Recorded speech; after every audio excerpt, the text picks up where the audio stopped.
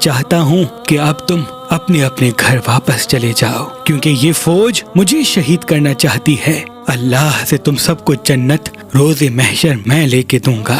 سب امام حسین کے ساتھی خاندان کے افراد ادھر ادھر دیکھتے ہیں کہ یہ ہمارے مولا نے کیا کہہ دیا۔ اتنے میں امام حسین فرماتے ہیں، شاید تم لوگوں کو آنکھوں کی شرم نے مارا ہے، عباس چراغ بجھا دو۔ چراغ بجھ جاتا ہے اور کچھ دیر کے بعد جیسے ہی جناب عباس چراغ جلاتے ہیں تو امام حسین دیکھیں تمام ساتھی تلواریں اپنے گلے پہ رکھ کر ایک آواز میں کہتے ہیں کہ اے میرے مولا حسین، ہم آپ کو ان ظالموں میں کیسے چھوڑ کے جائیں؟ ہم بھی اللہ کے دین پہ قربان ہونا چاہتے ہیں، ورنہ ہم روز محشر آپ کی والدہ کو کیا منہ دکھائیں گے؟ بس امام حسین فرماتے ہیں، جاؤ اپنے اپنے خیموں میں اللہ کی عبادت کرو۔ بس 10 محرم کا سورج طلوع ہوتا ہے۔ جناب حر جیسے یہ سمجھتے ہیں کہ اب امام حسین کو شہید کیا جائے گا، آپ بعد نماز فجر امام حسین کے قدموں میں آ کے گر جاتے ہیں، معافی طلب کرتے ہیں اور فرماتے ہیں، اے نواسہ رسول، مجھے معاف کر دیجیے گا، میں نے سب سے پہلے آپ کا رستہ روکا تھا۔ امام حسین اسے معاف کرتے ہیں اور کہتے ہیں، اے حر تو آزاد ہے اور تیری جنت کی ضمانت میں دیتا ہوں، چلا جا۔ جناب حر کہتے ہیں، آپ کو ان دشمنوں میں چھوڑ کے میں کیسے جاؤں؟ مجھے اجازت دیجیے تاکہ میں بھی اللہ کے دین پہ قربان ہو جاؤں۔ بس جناب حر میدان میں آتے ہیں، شہید ہوتے ہیں، ان کے بچے بھی میدان میں آتے ہیں اور اللہ کے دین پہ قربان ہوتے ہیں۔ ایک ایک امام حسین کا اصحاب، چاہے وہ جناب جون ہو، حبیب ابن مظاہر ہو، شہید ہوتا جاتا ہے، یہاں تک کہ بنی ہاشم کے جوان بھی کربلا کی گرم زمین پہ سو جاتے ہیں۔ شہزادہ قاسم کی لاش میدان میں پامال ہو جاتی ہے۔ جناب عباس نہر کنارے بازو کٹوا کے شہادت کا جام پی لیتے ہیں۔ علی اکبر کو رن میں برچھی لگتی ہے اور امام حسین کے ہاتھوں میں تڑپ کے اپنی جان کا نذرانہ دیتے ہیں، اور معصوم علی اصغر جب پانی پلانے کے لیے امام حسین میدان میں لے کے آئے تو ظالموں نے اس کو بھی تیر مار کے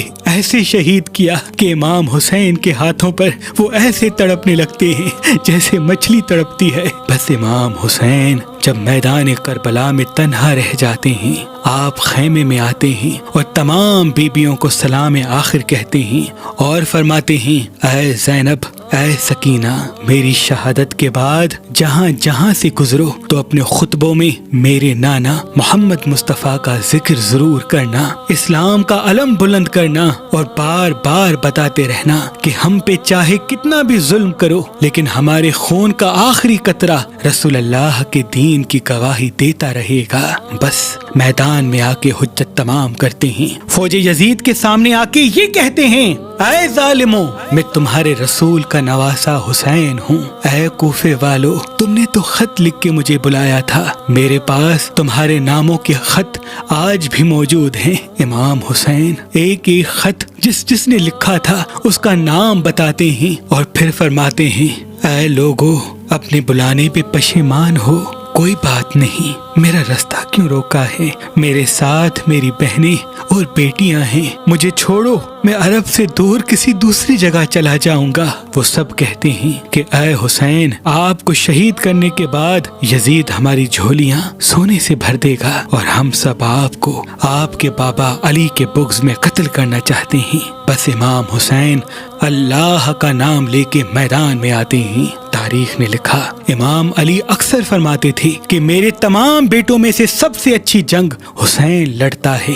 امام حسین رسول اللہ کے گھوڑے مرتجز پہ سوار تھے، ہاتھوں میں امام علی علیہ السلام کی تلوار تھی اور جسم پر رسول اللہ کے پہنے ہوئے کپڑے، سر پہ رسول اللہ کا امامہ تھا۔ لوگ پہچانتے کہ یہ گھوڑا تو رسول کا ہے، یہ امامہ بھی رسول کا ہے، یہ تلوار علی کی ہے، لیکن افسوس مال دنیا کی لالچ میں نواسہ رسول سے لڑنا شروع کر دیتے ہیں۔ امام حسین 700 کے لشکر کو گرا دیتے ہیں۔ جب دوسرا حملہ ہوتا ہے تو 2100 کا لشکر امام حسین کے مد مقابل ہوتا ہے۔ امام حسین ان کو بھی فنار کرتے ہیں۔ جب عرب کے بڑے بڑے بہادر قتل ہوتے جاتے ہیں تو عمر بن سعد کہتا ہے، امام حسین پہ ایک ساتھ حملہ کرو۔ بس پوری فوج امام حسین پہ حملہ کرتی ہے اور امام حسین علی کے بیٹے علی بن کے ایسے لڑتے ہیں کہ فوج بھاگنا شروع کر دیتی ہے۔ تاریخ نے لکھا 80,000 کا لشکر کربلا کا میدان چھوڑ کے کوفے کی طرف بھاگ جاتا ہے۔ یہ منظر جیسے ہی شمر و عمر بن سعد نے دیکھا کہ حسین کو شہید کرنا بہت مشکل ہے، وہ اپنے سپاہیوں سے کہتے ہیں جاؤ خیموں کو آگ لگا دو۔ بس سپاہی جا کے خیمے کو آگ لگا دیتے ہیں، اور پھر شمر کہتا ہے 21,000 کا لشکر ایک ساتھ امام حسین پہ تیر چلائے۔ بس ایک طرف سے امام حسین پہ تیر چلنے لگتے ہیں اور دوسری طرف امام دیکھیں کہ وہاں بیبیوں کی آواز بلند ہو رہی ہے، خیام جل رہے ہیں۔ نواسۂ رسول کبھی تیروں کو روکنے کے لیے میدان کی طرف آتے ہیں تو کبھی بیبیوں کی مدد کرنے کے لیے خیام کی طرف جاتے ہیں۔